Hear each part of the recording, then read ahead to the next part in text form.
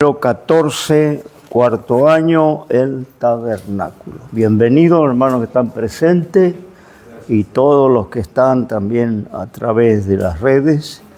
Mandamos un saludo, especialmente nuestros hermanos, los que están con este ministerio en diferentes lugares, en diferentes provincias.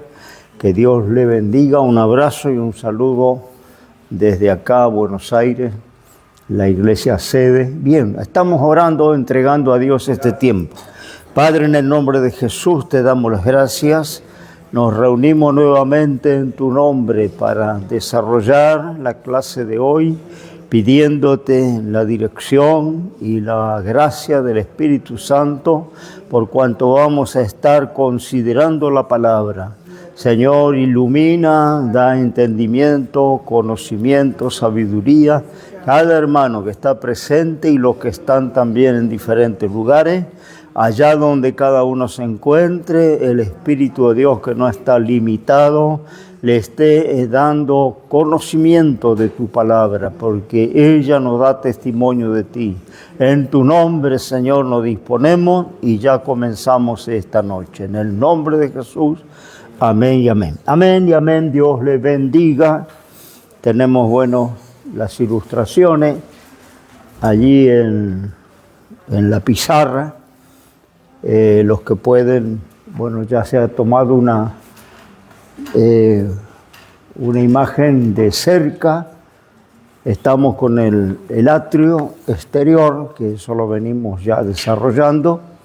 Y ahora vamos a entrar en la puerta de entrada y vamos a cruzar esa puerta. Esta es la puerta del atrio, la primera puerta, que estuvimos ya viendo cuál era el simbolismo de esa puerta.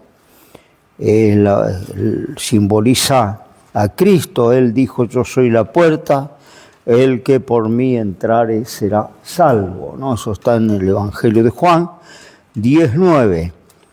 En un momento el transgresor estaba fuera de la puerta, la cortina le impedía ingresar, lo mantenía afuera. Un momento después estaba adentro cuando cruzaba, y la cortina estaba a su favor, cercándole por todos lados y guardándole adentro, ¿no? Esa puerta que representa a Cristo, ¿no? Como la puerta de salvación.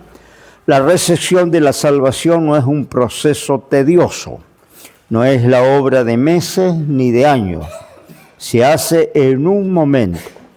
Es el momento cuando el pecador con sí mismo recibe a Cristo, cuando cesa de esperar la admisión a Dios por su propia justicia y entra por sí solo. Es decisión, ejercicio de la voluntad, libre albedrío, ¿no? A donde el hombre puede aceptar o rechazar, ¿no? Decir que la salvación está realizada, pero el hombre debe dar el paso, como siempre hemos dicho, de primeramente reconocer que está perdido, reconocer que está condenado por sus pecados, arrepentirse y dar el paso de decisión, recibir a Cristo como su Salvador. Pasa de muerte a vida, de las tinieblas a la luz, de Satanás a Dios.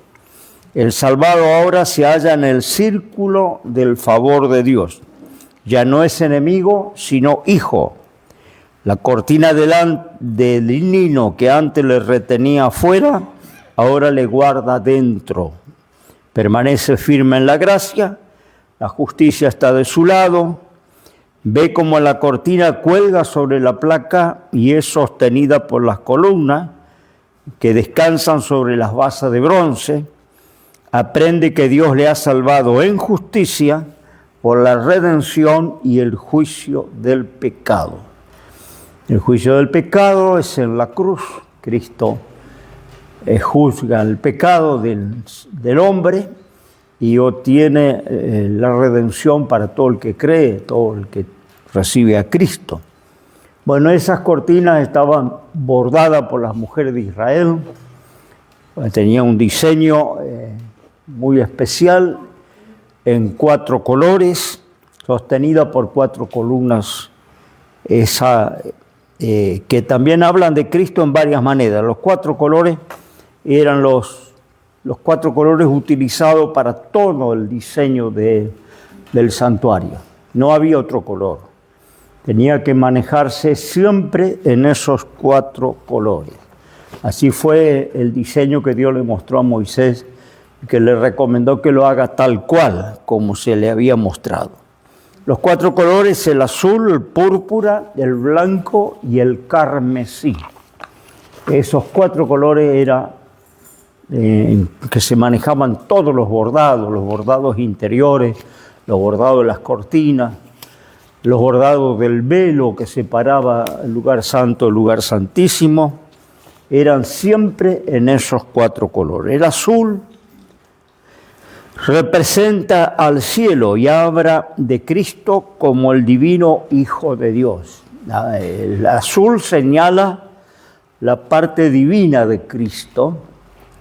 Recordemos que el Señor se hace hombre, ¿no? Se encarna, se reviste de humanidad, ¿no? Pero tenía su origen es divino, ¿no? Dice que por Él fueron creadas todas las cosas, por Él y para Él, ¿no? Él es Dios, pero dice que no estimó ser igual a Dios, sino que se humilló a sí mismo, tomando forma de hombre y hasta la muerte y muerte de cruz. Si hubiera venido como Dios, no hubiera podido morir. Y si hubiera venido como Dios y hubiera vencido como Dios, sería injusto pedirnos o demandarnos a nosotros, seres humanos, que nos guardemos y que sigamos sus pisadas y que vivamos como Él vivió. Sería una gran injusticia si Él lograba, ¿no es cierto?, si Él lograba todo lo que logró apelando a su naturaleza divina. Estaba mirando en internet algunos maestros teólogos enseñando que las 2 naturalezas habitaban en Cristo, la divina y la humana. Con esto yo no estoy totalmente de acuerdo, porque la misma palabra dice que se despojó, no estimó ser igual a Dios. Es decir, que Él no podía apelar a su naturaleza divina en ningún momento. Si Él apelaba a su naturaleza divina, luego Satanás iba a decir, está bien, Él lo hizo porque es Dios, pero ¿qué de los seres humanos? No lo van a lograr, ¿no? Entonces Él tenía que vivir aquellos 33 años, vencer, ir a la cruz hasta soportar la muerte como hombre. No podía en ningún momento, todo lo que hizo, lo hizo humanamente. Alguien puede decir, no, pero el Hijo de Dios, los milagros que hizo, las maravillas, todo lo que hizo, lo hizo a través del poder del Espíritu Santo. Por eso le dice a los suyos que si creen en Él, mayores obras que las que Él hizo van a hacer. ¿No? Porque, vuelvo a decir, no hizo nada como apelando a su naturaleza divina. Todo lo que hizo, lo hizo a través del poder del Espíritu Santo. Por eso Él necesitó ser bautizado con el Espíritu Santo en Río Jordán, como cualquiera de nosotros. El Espíritu Santo vino sobre Él, cuando Él recibe el bautismo en las aguas, recibe el bautismo del Espíritu Santo. Entonces, todo lo que Él hace en su ministerio en esos 3 años y medio, lo hace a través del poder del Espíritu Santo. Orando, ayunando, buscando de Dios como cualquier ser humano. Y así hasta la muerte. Recién Él se reviste de naturaleza divina cuando resucita. Ahí se reviste de naturaleza divina y le dice a los discípulos, recién ahí, todo poder me es dado en el cielo y en la tierra. ¿No? Pero cuando Él estaba en carne, no tenía esa omnipotencia, no tenía todo poder. Por eso hay una grande confusión cuando empiezan a leer los evangelios y Él dice, yo no puedo hacer nada, sino el Padre que está en mí lo hace, las palabras que yo hablo no son mías, son del Padre, ¿no? Porque él dependía en esos días de su carne, dependía como cualquiera de nosotros, la oración, el ayuno, guardarse, buscar de Dios, ¿no? Y que Dios oblara a través de su vida, ¿no? No podía apelar a su naturaleza divina. Entonces se despojó, dice la palabra, no estimó ser igual a Dios, se humilló a sí mismo y descendió más abajo que los ángeles, porque en la escala espiritual, ¿no? Está Dios, están los ángeles, que son seres espirituales, superiores al ser humano, eternos, que no están sujetos a muerte, a enfermedad, a vejez. Entonces viene Dios, vienen los ángeles y luego viene el ser humano. El ser humano sujeto a muerte, sujeto a la vejez, sujeto a la enfermedad, puede pecar, ¿no? Los ángeles obedientes no pueden pecar, el ser humano puede pecar, puede ser tentado. Bueno, él dice que descendió mucho más abajo que los ángeles. No tomó cuerpo de ángel, sino tomó cuerpo de hombre, con todas las limitaciones humanas. Es decir, podía enfermar, tenía sueño, por eso en algún momento él se cansó, en algún momento él se sintió solo, en algún momento lloró, en algún momento tuvo hambre, en algún momento tuvo sed. Si él hubiera apelado a su naturaleza divina, nunca hubiera sentido cansancio, nunca hubiera necesitado dormir, ni comer, ni beber, ni estaría triste, ni ninguna de esas emociones humanas, ¿no? Pero como él, vuelvo a decir, dejó su divinidad y se revistió de carne y hueso, él fue tentado, la palabra lo dice, en todo según nuestra semejanza. Es decir, fue tentado con su boca, fue tentado en la mentira, fue tentado en malos pensamientos, fue tentado con mujeres, fue tentado con todas las tentaciones que nosotros tenemos. Exacto. Por eso dice que hoy, que Él recupera esa gloria, ¿no?, de que tenía antes de la encarnación, puede compadecerse de nosotros, puede ser nuestro sumo sacerdote y nuestro abogado, porque Él experimentó lo que yo y usted experimenta. Experimentó la debilidad, experimentó la tristeza, la soledad, experimentó la angustia, experimentó todo lo que nosotros experimentamos en vida, lo experimentó Él. Entonces Él puede hoy comprender lo que nosotros nos toca atravesar. Y se puede compadecer de nosotros. No es un Dios distante, ¿no? Como los gobiernos, ¿no? ¿Qué puede saber un presidente rico, como fue Macri, un empresario millonario? Después entró en la Casa Rosada, entró en Olivos, ¿no? Viaja por todo el mundo. Su crianza fue una crianza de plata, de ostentación en un hogar millonario. ¿Qué puede saber de los que viven en choza, en Chaco, y se inundan y no tienen para comer, o los que viven en la selva misionera? ¿No? ¿Qué puede saber? ¿No? Puede tener una grabación, puede dar un paseo y mirar, pero él no vive lo que vive la gente pobre, la gente ¿no es cierto?, menos carenciada. Él no puede experimentar lo que ellos pasan, porque vivió siempre en palacio, vivió siempre en mansiones, se crió en cuna de seda, entonces no sabe. Y esto hubiera sido el paralelo con Dios. Él puede saber Dios de la naturaleza humana, Dios poderoso, está en su trono, es el autor del universo, el creador. ¿Qué puede saber de las debilidades, las flaquezas, las tentaciones, ¿no?, del ser humano? Pero esto cambia cuando Dios se hace hombre, cuando Dios toma cuerpo y carne y camina aquí y se desarrolla, nace como bebé, se desarrolla como niño, como adolescente, hasta hacerse adulto, y comenzar su ministerio a los 30 años. Entonces, toda una vida humana, que él sabe la vida de lo que es la niñez, lo que es la adolescencia, lo que es ser adulto y lo que es morir, porque hasta experimenta la muerte humana, algo imposible para Dios o para un ángel.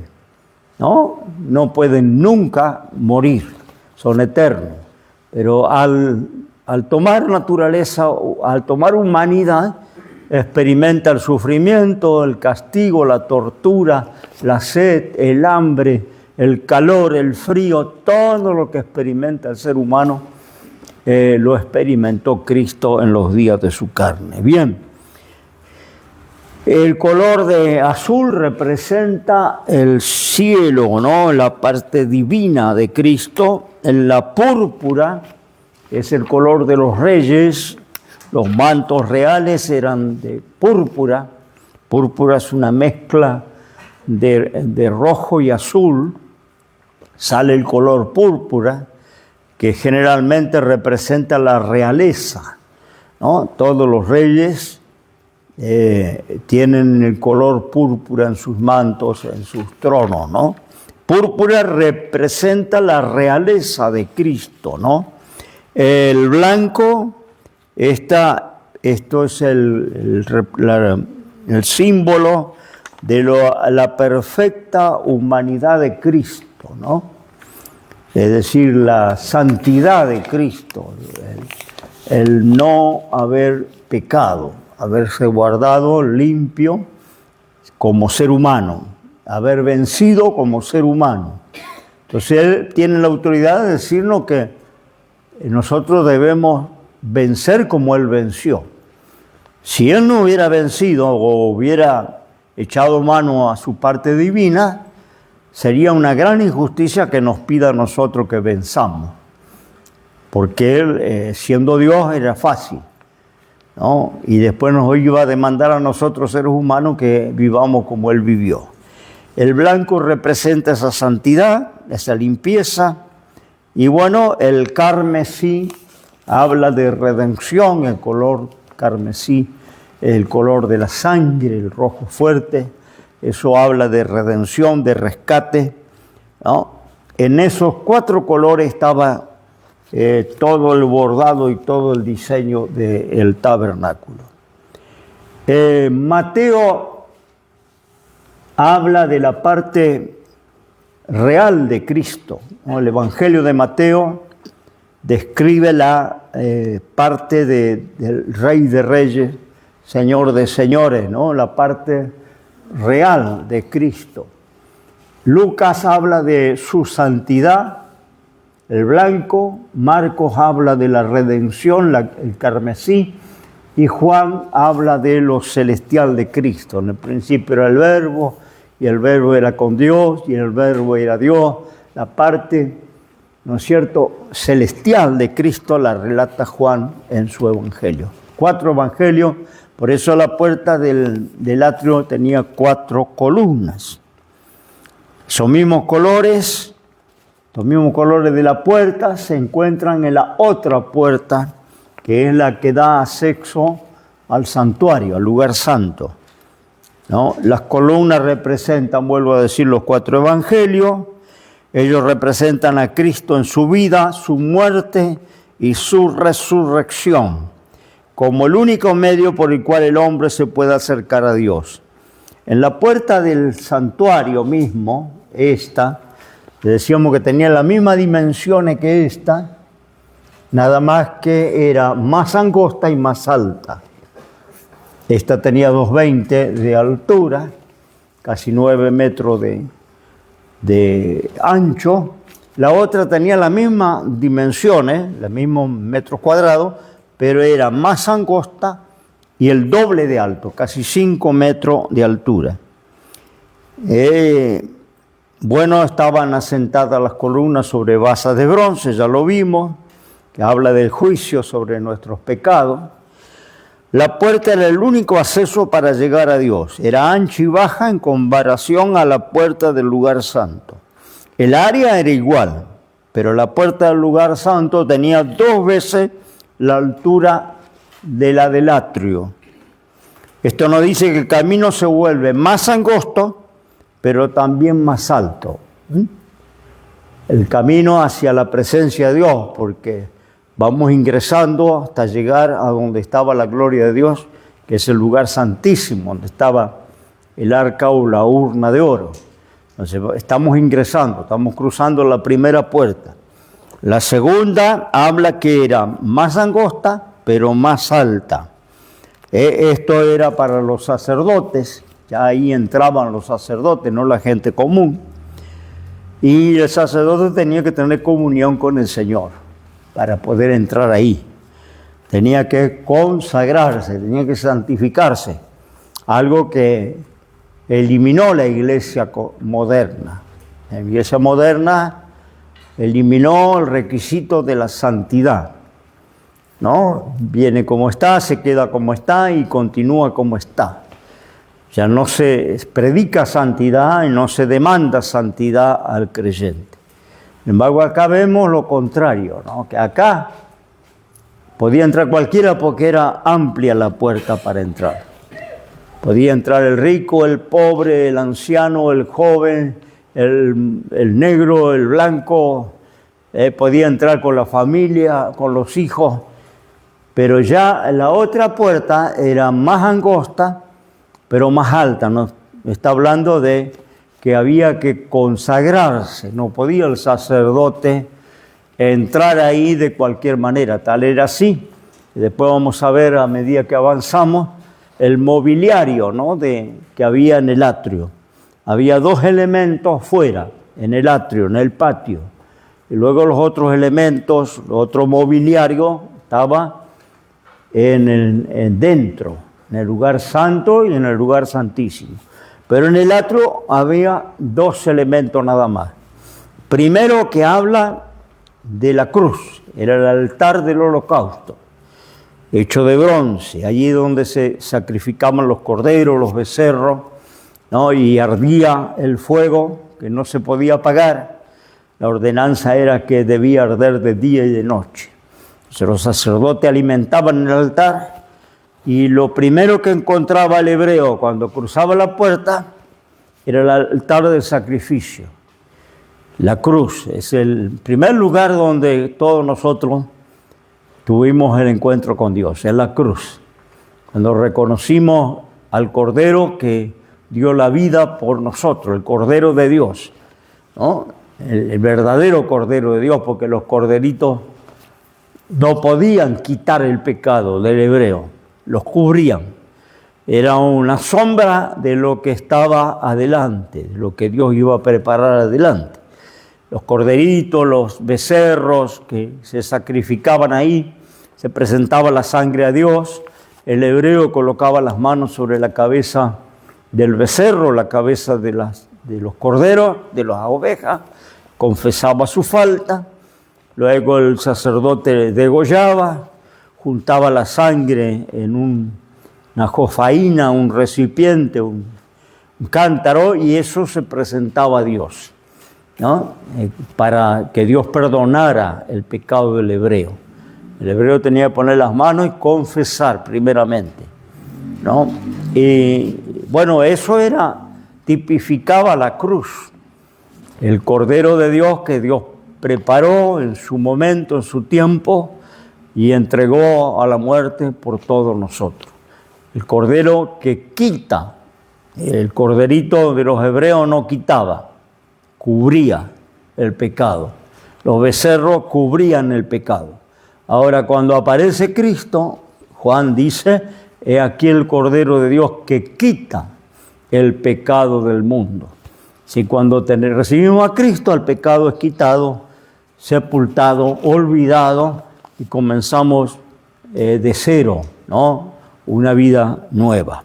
Bien, todo esto está tipificado allí, ¿no es cierto? El lugar santo era el área, pero la puerta del lugar santo tenía 2 veces la altura del atrio, camino más angosto, más alto.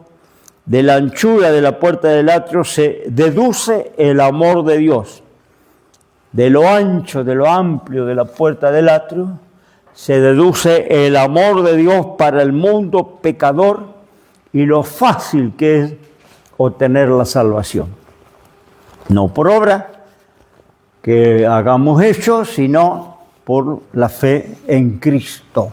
Cualquiera puede entrar allí. Amplia, ¿no? Ya le digo, puede entrar de cualquiera en cualquier condición. Esa es la puerta de salvación.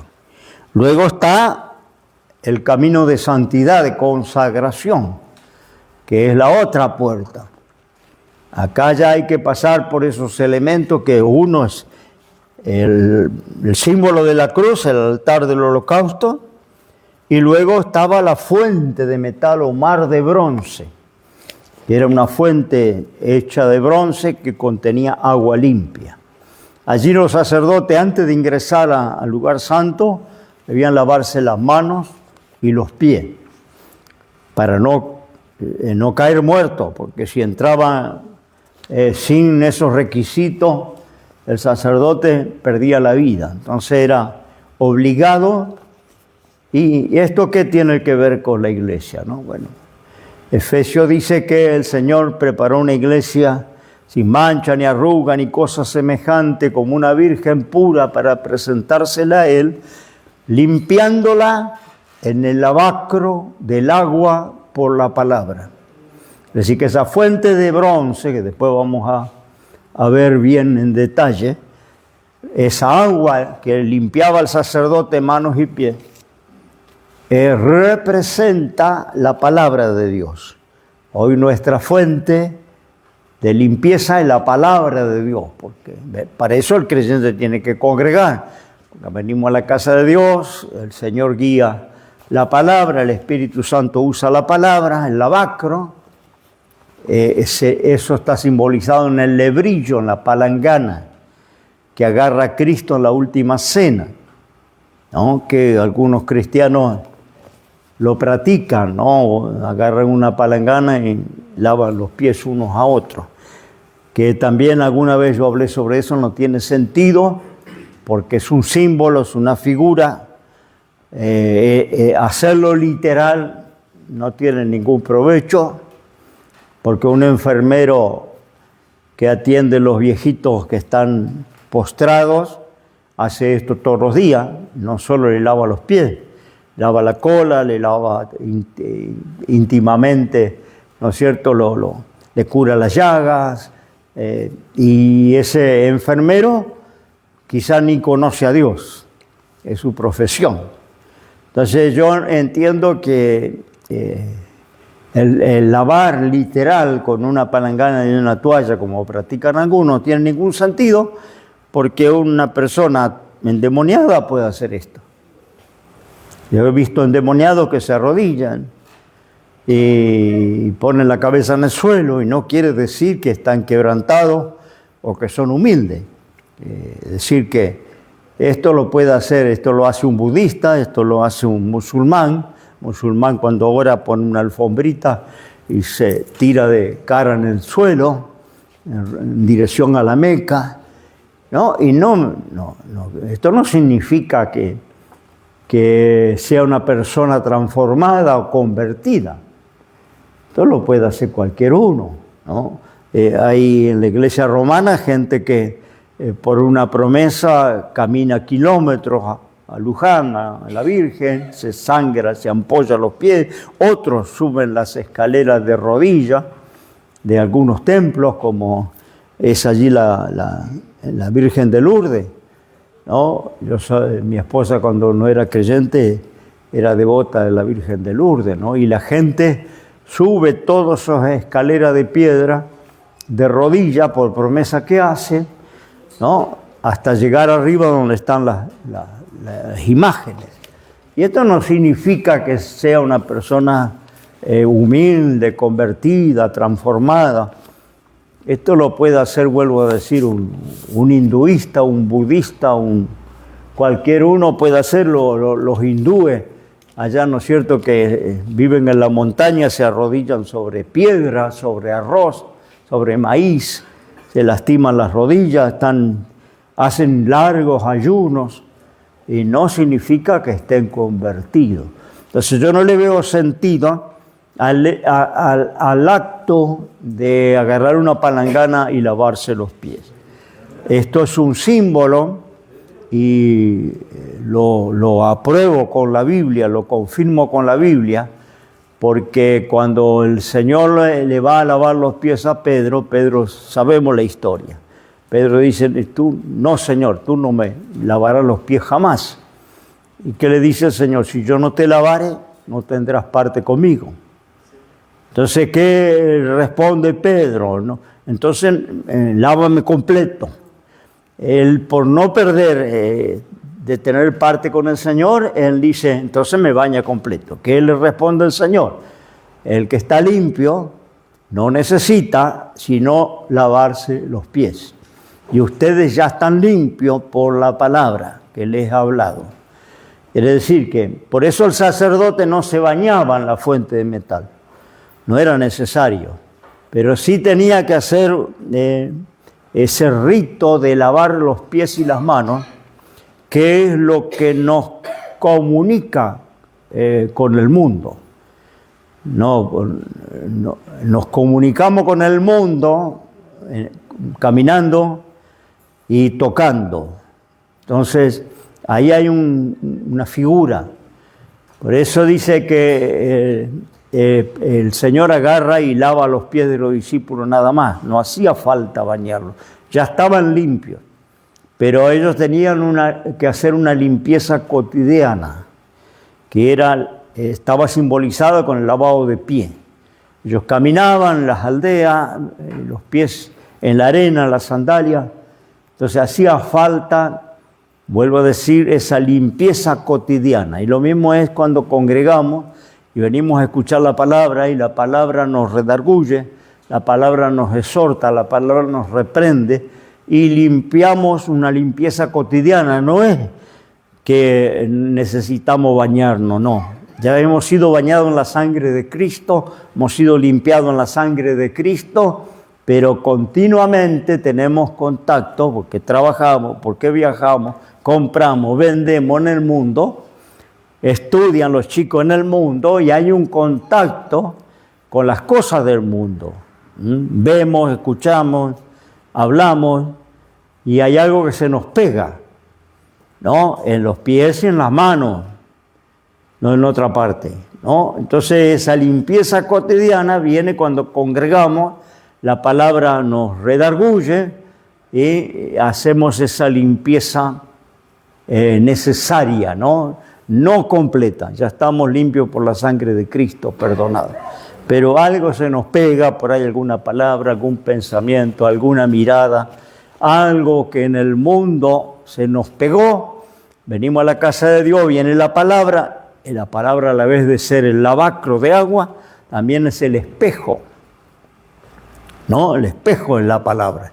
Y en el espejo, ¿qué hacemos? Nos miramos si estamos peinados, si tenemos una manchita en la cara, ¿no? Alguna pelusa, ¿no? Eso solamente se declara cuando usted se mira al espejo. Si usted se levanta, no pasa por el espejo, a lo mejor sale a la calle y tiene los pelos así. No se miró en el espejo. Entonces tenemos el espejo, la palabra, tenemos ese símbolo del lebrillo, la toalla, ¿no? Que es la limpieza cotidiana del creyente que congrega.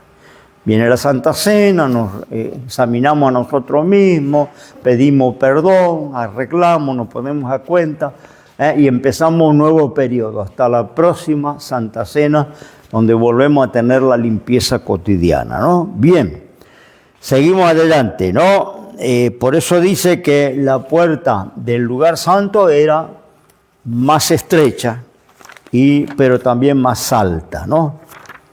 Bien, los muebles del atrio era el altar de bronce y el lavacro, que son símbolo de Cristo en la obra de redención que hizo en la tierra. Los muebles del lugar santo hablan del Cristo glorificado en los cielos, ¿no?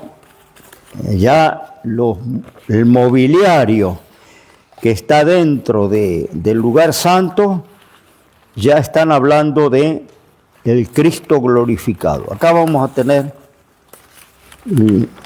porque ya estamos avanzando con el mobiliario del atrio, ¿no? Que eran dos. El mobiliario, este era el altar de bronce, a donde se quemaba el holocausto, donde se quemaban los corderos, los becerros.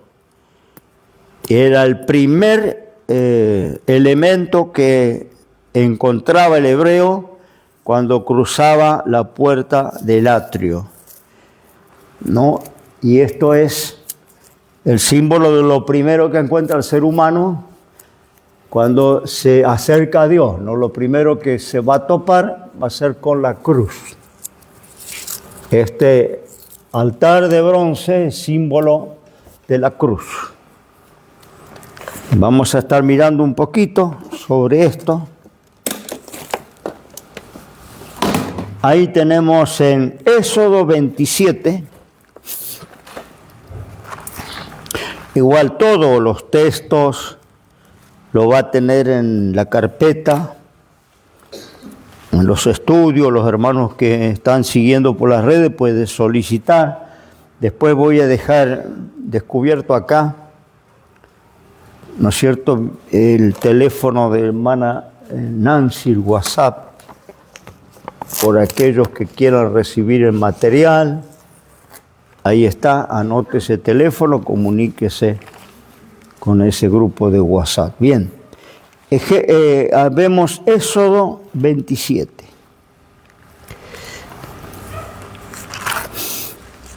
En el capítulo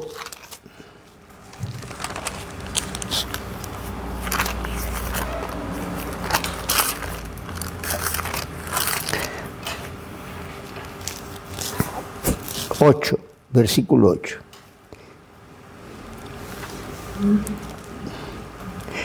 El verso 27 del 1. Harás también altar de madera de sitín de 5 codos de longitud. Recordemos que un codo es una medida antigua que era 45 centímetros, el largo de un codo humano, casi 48 centímetros dicen algunos, así que sería casi 2,5 metros por cada lado el altar. De 5 codos su anchura, será cuadrado el altar y su altura de 3 codos, 1,50 metros de alto y 2,50 por 2,50 de ancho, cuadrado. Hará sus cuernos, ahí se ataba la víctima, en estos cuernos, 4 cuernos se le llama. Ahí se ataba el cordero, se ataba el becerro para sacrificarlo. Harás también las calderas, lo cubrirás de metal, era madera de acacia cubierta de bronce. Hará las calderas para echar la ceniza, las paletas, sus tazones, sus garfios, sus braseros, todos sus vasos de metal. Harás un enrejado de metal, obra de malla. Sobre el enrejado harás 4 anillos de metal a sus 4 esquinas. Lo has de poner dentro del cerco del altar abajo. Llegará el enrejado hasta medio del altar. Harás también varas para el altar, varas de madera sitín, madera de acacia. Esas varas se iban a meter para cargarlo. Recuerde que todo el mobiliario, acá lo ven, vemos las argollas y las varas. Las varas eran de madera también forradas de metal y era para cargarlo cuando se transportaba. No se podía llevar en carreta, no se podía llevar arriba de los burros, de las mulas, sino tenía que ser cargado todo el material que hacía el tabernáculo sobre los hombros de los sacerdotes.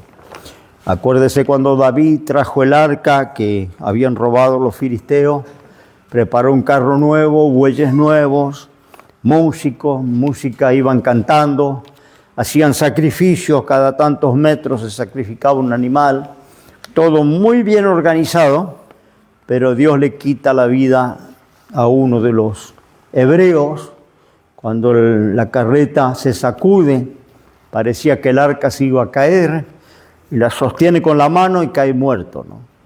Ahí David deja el arca en la casa de un ciudadano y van a buscar la voluntad de Dios, ¿no? Cómo tenían que mover el arca, porque era una fiesta, la habían recuperado, estaban celebrando, ¿no? Y sin embargo hay muerte, mortandad. Entonces David empieza a consultar los libros, los escritos antiguos, y por ahí alguien le dice que debía ser transportada sobre los hombros de los sacerdotes. Entonces van a buscar a donde la habían dejado y la traen a Jerusalén, ¿no es cierto?, sobre los hombros como Dios estableció. No se podía transportar de otra manera, ninguno de estos elementos. Por eso todos los elementos tienen estas varas. Acá se ve, ¿no?, los sacerdotes y se ven las varas transversales. Acá también se ve. El altar tenía una altura, se ponía sobre una altura para que la ceniza cayera abajo del altar, ya que tenía un enrejado a la mitad y todo lo que se quemaba, la ceniza caía abajo del altar. La palabra altar, vamos a leer primeramente Éxodo 38, donde ellos hacen como Dios les dijo. El verso 38 del 1 al 7, igualmente hizo el altar del holocausto de madera de sitín, madera de acacia. Sitín quiere decir acacia. Longitud de 5 codos, anchura de otros 5 codos, cuadrado de 3 codos la altura. Hizo los cuernos, bueno, como Dios le mandó, el enrejado, verso 4, de metal, de hechura de red, que puso en su cerco por debajo hasta el medio del altar. Hizo 4 anillos de fundición a los 4 cabos del enrejado de metal para meter las varas. Hizo las varas de madera, de sitín, y las cubrió de metal. Metió la vara por los anillos a los lados del altar para llevarlo con ella. Hueco lo hizo de tablas. Esa era toda la construcción, el diseño dado de Dios. No se podían apartar de ese diseño, tenían que hacerlo tal cual Dios le mostró a Moisés en el monte Sinaí, los planos. No sé si le mostró una maqueta, un plano, no está claro, la Biblia no dice, pero sí Dios le recomienda, hazlo tal cual el modelo que te fue mostrado. No te apartes del diseño que te fue mostrado. Y Moisés se atiene, ¿no?, a las indicaciones exactamente como Dios le dice que había que hacerlo. Nada quedó librado a la elección del hombre. Todo fue programado, diseñado por Dios. Hasta las argollas de las cortinas, Dios mandó diseñar cómo había que hacer, los bordados, cómo había que hacer. Bueno, ahora cuando entremos adentro vamos a ver que hasta el perfume que perfumaba el santuario era una mezcla, una fórmula que Dios le da a Moisés de qué hierbas había que mezclar, en qué proporción, y eso era para quemar en un hornillo que era de oro, estaba dentro del lugar santo, y era para el llamado el incensario, ¿no? Pero aún el perfume, que era para perfumar la casa, ¿no?, la mezcla y las proporciones de hierba se las dio el Señor. El aceite de la unción que se iba a usar, de la santa unción, era otra mezcla especial también, diseñada la fórmula por Dios. Y no podía hacerse una igual para usarla en la casa o para usarla secularmente. No harás una mezcla semejante para usarla afuera, ¿no? Era una mezcla exclusivamente para el santuario. Todo, cómo tenían que sacar la ceniza, qué tenían que hacer con la ceniza del altar del holocausto, que lo vimos en la otra figura, tenía una elevación, ¿no? Ahí se lo mostré, la ceniza caía acá abajo, y esa ceniza también Dios dijo qué había que hacer. Ni siquiera la ceniza, que Te dice, si yo tengo un hogar o tengo una salamandra, no sé, la hermana tiene salamandra, no sé qué hace con la ceniza. Es dueña de poner en la basura, es dueña de abonar las plantas, es dueña de tirarlo en el fondo. Ellos no eran dueños ni de desechar esa ceniza como ellos querían. Tenían que juntarla, tenían que limpiar esos altares y tirarlos fuera del campamento.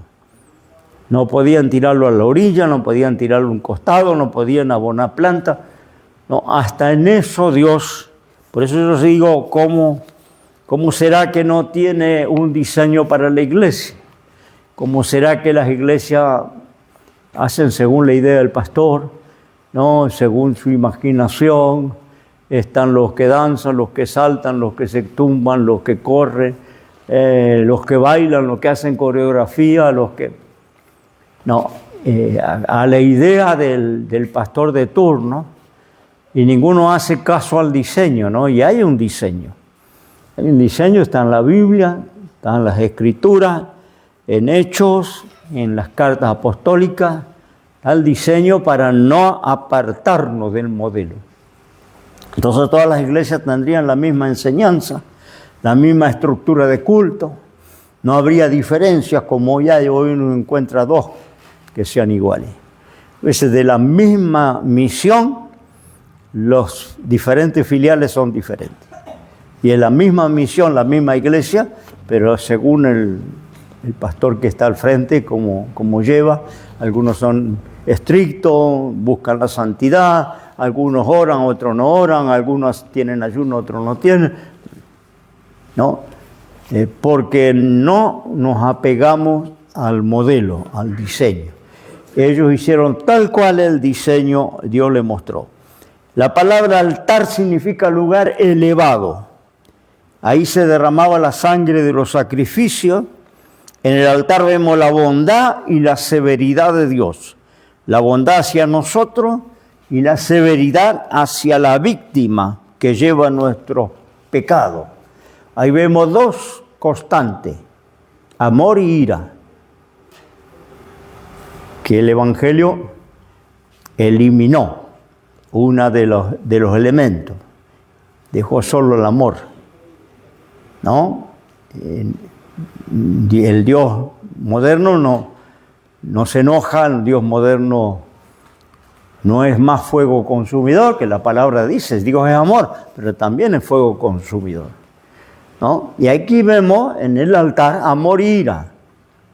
Sí, amor por el hebreo que venía y confesaba y se iba de ahí livianito porque Dios le perdonaba, le presentaban la sangre y se iba contento cantando salmos.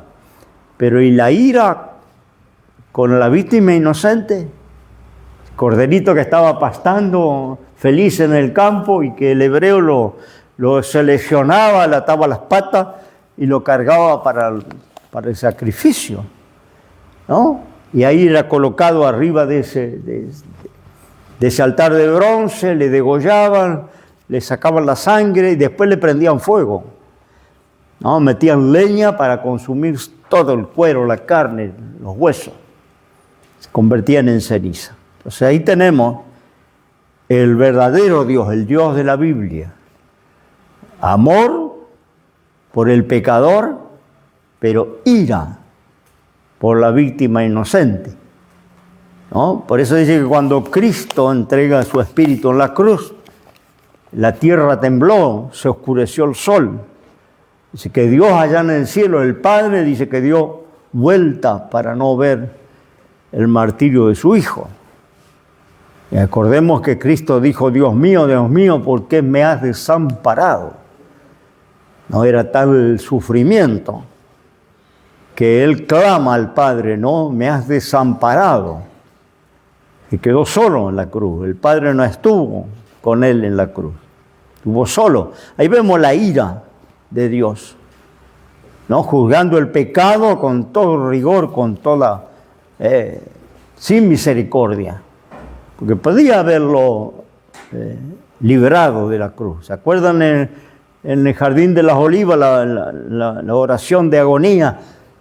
Padre mío, si te es posible, pasa de mí esta copa sin que yo la beba. No, él clamaba, dice que por lo que sufrió aprendió la obediencia. Él decía, si es posible zafar, si es posible que yo no pase, si es posible que yo no cruce, ¿no? Este tiempo, la pasión. Y dice que no fue librado, no fue librado, le podía haber librado el Señor, y no le libró. Ahí vemos la ira de Dios por el pecado. Entonces, no nos quedemos con un evangelio a media o con, ¿no es cierto?, un Dios que nos gusta la faceta de amor y dulce amor, ¿no? Y grande amor, y que ama a todo el mundo, y que sí ama al pecador, que se arrepiente y que se vuelve a Él.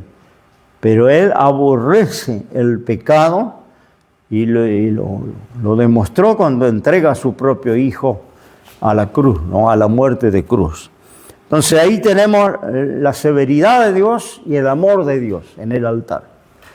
Ambas cosas, ¿no? Porque quizás ese corderito, como dice por allá la parábola de David cuando peca, ¿no es cierto?, que el profeta Natán le relata la parábola de ese corderito que el hombre había criado guachito de chiquitito, lo había amamantado, lo había dado mamadera. Generalmente las ovejas abandonan a veces los corderos. Me contaba mi hijo cómo hacen muchas veces para que una madre sustituta críe un cordero, porque la oveja, si no conoce el corderito, lo abandona y termina muriendo. Entonces dice que tienen una piel de oveja, de una oveja que sacrificaron, y le ponen al corderito esa piel de oveja para que la oveja ajena, ¿no?, se confunda en el olor y termina adoptando al corderito guacho. Porque si no, el corderito guacho no lo quiere nadie, termina muriendo de hambre y de abandono. Entonces hacen los pastores, los que cuidan ovejas, hacen un engaño con un cuero de oveja, le engañan a la oveja sustituta, ¿no? Entonces ahí vemos, ¿no es cierto?, que en la parábola del Natán a David, que había criado de chiquito y que vino el vecino teniendo los corrales llenos de ovejas, tomó la única de su vecino, la carneó, se la ofreció a la visita, ¿no? ¿Qué había que hacer con ese hombre? ¿Se acuerda que le presenta al profeta al rey, ¿no? ¿Y qué dice el rey? No, tiene que pagar 4 tantos esa oveja ajena que sacrificó, ¿no? Porque la había criado como hija. Yo tengo, mi yerno José crió 2 corderitas huérfanas, ¿no? Yo crié una también en una oportunidad, ¿no? Y se le cría con mamadera y es más fiel que un perrito, que una mascota, le sigue por todos lados, le friega la pierna cuando tiene hambre para que le dé de comer, le bala, ¿no? Entonces le quiere como una mascota, y de repente hay que llevarla al templo, le atan las patas, la atan en los cuernos del altar, le cortan el cuello y la desangran. Entonces ahí está manifiesta la ira de Dios con el pecado, porque el corderito no tiene nada que ver con la maldad del hebreo. ¿Qué tiene que ver el corderito del corral o el becerro, el ternerito que se crió? ¿Qué tiene que ver con la maldad del hebreo? Ahí tenemos la víctima inocente muriendo por el culpable, ¿no? Eso es lo que pasó en la cruz, ¿no? El fuego del altar era perenne, no se podía apagar. De este fuego, de este altar, se tomaba para el incensario, se tomaba brasa y se llevaba el fuego al incensario, a donde se quemaba el perfume. Y era un fuego que no se podía apagar nunca. Tenía que limpiar la ceniza, tirarla fuera del real. Fuera del real era lejos del campamento, que también simboliza a Cristo, que Cristo es crucificado fuera de Jerusalén, en el monte Calvario, ¿no? Afuera. No murió dentro de la ciudad, sino murió afuera. Y por eso había ese símbolo, era que todo el resto de las víctimas se tiraba afuera, ¿no? Bien lejos. El sacerdote y ponía leña nueva cada mañana y cada tarde. La posición del altar de bronce fue colocado en la puerta, de modo que era la primera cosa que los israelitas encontraban. Esto lo vemos, la demanda de Dios tiene que ser satisfecha antes de gozar de la comunión con Él. Antes de tener comunión con Él hay que pasar por la cruz. Tiene que ser pagado el precio, ¿no? Tiene que ser pagada la deuda. No podemos llegarnos a Dios, tener comunión con Dios sin haber saldado la deuda. Por eso, primera cosa que encontraba el hebreo era el altar de sacrificio. La demanda de Dios tiene que estar satisfecha antes de tener comunión. Es un símbolo de la cruz. Cristo es el altar y el sacrificio. No había acceso a Dios sino por medio de un sacrificio. Habla de la cruz, de las primeras verdades que debemos conocer y el principio de nuestra relación con Dios. El sacrificio por el pecado era quemado fuera del campo. Vamos a leerlo en Éxodo 29, el versículo 13, verso 29, versículo 13 y 14. Tomarás también todo el sebo que cubre los intestinos y el redaño de sobre el hígado y los 2 riñones y el sebo que está sobre ellos, y los quemarás sobre el altar. Empero consumirás a fuego fuera del campo la carne del becerro y su pellejo y su estiércol en expiación. Había algunos elementos que se quemaban en el altar y el resto afuera.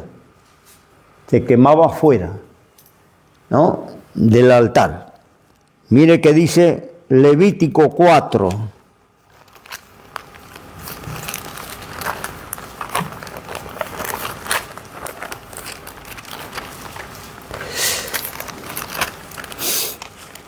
Levítico 4, versos 5 y 7. Y el sacerdote ungido tomará de la sangre del becerro y la traerá al tabernáculo del testimonio. Y mojará el sacerdote su dedo en la sangre y rociará de aquella sangre 7 veces delante de Jehová hacia el velo del santuario. Una ceremonia, ¿no? El sacerdote tomaba esa sangre, cruzaba, entraba al lugar santo y delante del velo que separaba el lugar santísimo rociaba 7 veces con esa sangre. Vamos a leer el 11 y el 12 del mismo capítulo. Dice así: y el cuero del becerro y toda su carne con su cabeza, sus piernas, sus intestinos y su estiércol, en fin, todo el becerro sacará fuera del campo a un lugar limpio donde se echa la ceniza y lo quemará al fuego sobre la leña. En donde se echa la ceniza será quemado. Vuelvo a decir, hasta dónde tenía que desprenderse de la ceniza, a dónde tenía que eliminar la ceniza, estaba determinado por Dios. Y ahí había una parte del animal que se quemaba en ese altar, y el resto tenía que ir a donde tiraban la ceniza y ahí terminar de quemar el cuero, la cabeza, los intestinos. Bien, 16, 21, a ver. Levítico 16, 21. Pondrá Aarón ambas manos suyas sobre la cabeza del macho cabrío, confesará sobre él todas las iniquidades de los hijos de Israel, todas sus rebeliones, todos sus pecados, poniéndolo así sobre la cabeza del macho cabrío, lo enviará al desierto por mano de un hombre destinado para esto. ¿No? Ahí encontramos que el sacerdote tenía que escoger dos machos cabríos. A uno le ponía las manos sobre la cabeza, confesaba todos los pecados del pueblo, todas las maldades. Y ese lo soltaba al desierto. Ahí había un hombre que lo llevaba al desierto. Dice que ese macho cabrío llevará sobre sí todas las iniquidades de ellos a tierra inhabitada y dejará ir al macho cabrío por el desierto. Otra parte del ritual, ¿no? Con el pecado. Miren la severidad de Dios, ¿no? Para tratar con el pecado de Israel, ¿no? Todo lo que tenían que hacer. El cebo se quemaba en el altar de bronce y la sangre era llevada una vez al año al lugar santísimo. ¿No? Ya eso era otra parte también, cruzar el velo y presentar en el lugar santísimo. Los materiales, forma y significado. Ya termino. El altar fue hecho de madera de acacia, cubierta de bronce. Las dimensiones eran 2,20 de largo por 2,20 de ancho por 1,30 de alto. El altar era cuadrado, lo mismo de cada lado. Eso significa perfección e igualdad, que no hay diferencia. Los pecadores de todos los rangos y condiciones son igualmente necesitados, y no importa de dónde vengan, sea rico, universitario, analfabeto, blanco, negro, hombre, mujer, libre, esclavo, hay una igualdad, no hay diferencia. Cristo es el mismo para todo. Estaba colocado en la tierra, era accesible para el niño como para el adulto. Así la cruz de Cristo está al alcance del pecador, cual sea su estado. No se necesitan escaleras o gradas para alcanzarlo. Está al alcance de todo. Madera de acacia. La acacia era un árbol que crecía en el desierto. Era una madera blanda de gran durabilidad. Y la madera de acacia simboliza la humanidad de Cristo. Y en esto vemos el misterio de la encarnación. Madera revestida de bronce. ¿No? Esto es Cristo, porque la madera habla de humanidad. Esta madera de gran durabilidad nos presenta a Cristo sin corrupción y sin pecado. Me quedo por acá, se fue la hora. Luego tenemos que seguir viendo un poquito más la clase que viene sobre el altar de bronce. Y después que recorramos el altar de bronce, vamos a el mar de bronce, o la fuente de metal, que era el segundo mobiliario que encontramos en el atrio exterior. Amén. Amén. Y después vamos a cruzar el velo ya del lugar santo. Pero me quedo por acá, que Dios le bendiga.